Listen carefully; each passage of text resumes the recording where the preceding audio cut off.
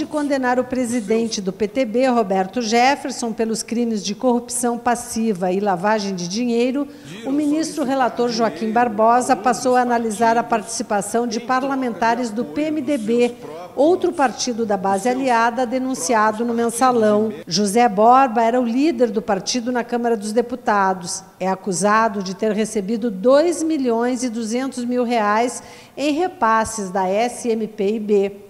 1.100.000 próximas votações das reformas tributária e previdenciária. O restante em pagamentos mensais. Aqui eu observo que a periodicidade dos pagamentos foi mensal. Mensal? 16 de 9 de 3, 25 de 9 de 3, 7 de 10 de 3, 20 de 11 de 2003, não é de 2003. O parlamentar coordenava uma bancada de 57 deputados. O ministro destaca que os deputados beneficiados pelo esquema de repasse de dinheiro eram presidentes de partido, líderes de bancada ou de comissões, ou seja, com capacidade de influenciar os votos em matérias de interesse do governo.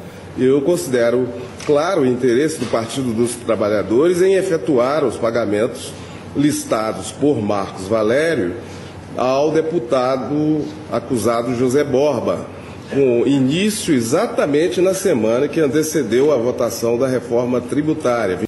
A defesa sustenta que o voto parlamentar não pode ser considerado ato de ofício. Para o ministro Joaquim Barbosa, os parlamentares se comportaram como verdadeiras mercadorias e negociaram o ato de ofício, ou seja, o voto em prol da aprovação de projetos de interesse do governo. Os autos também permitem concluir que, se os parlamentares divergissem da orientação do governo e assim contrariassem os interesses de quem os estavam a corromper, deixariam de receber os milhares de reais em espécie com que vinham sendo agraciados. Para Joaquim Barbosa, os autos revelam uma clara relação entre o dinheiro recebido por esses parlamentares e os votos favoráveis ao governo. Uma relação que existiu e foi duradoura. O início da distribuição de dinheiro coincidiu com o exercício das atividades legislativas e prosseguiu por vários meses, com pagamentos concentrados às vésperas das votações importantes. Aliás, segundo declaração de Marcos Valério à CPMI, os pagamentos só foram interrompidos porque, aspas, os créditos junto aos bancos acabaram e houve a denúncia do deputado Roberto Jefferson.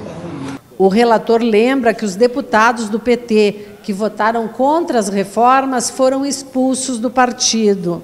Há um exemplo claro de que a infidelidade, neste contexto, produziria essa consequência, que foi a expulsão do Partido dos Trabalhadores de parlamentares que contrariaram a orientação do governo na votação das reformas da Previdência e tributária.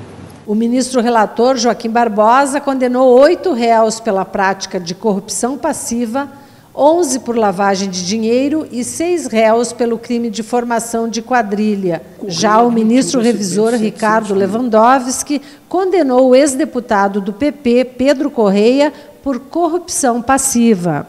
Julgo procedente a presente ação nesse aspecto, a fim de condenar Pedro Correia pela prática do delito previsto no artigo 317 do Código Penal.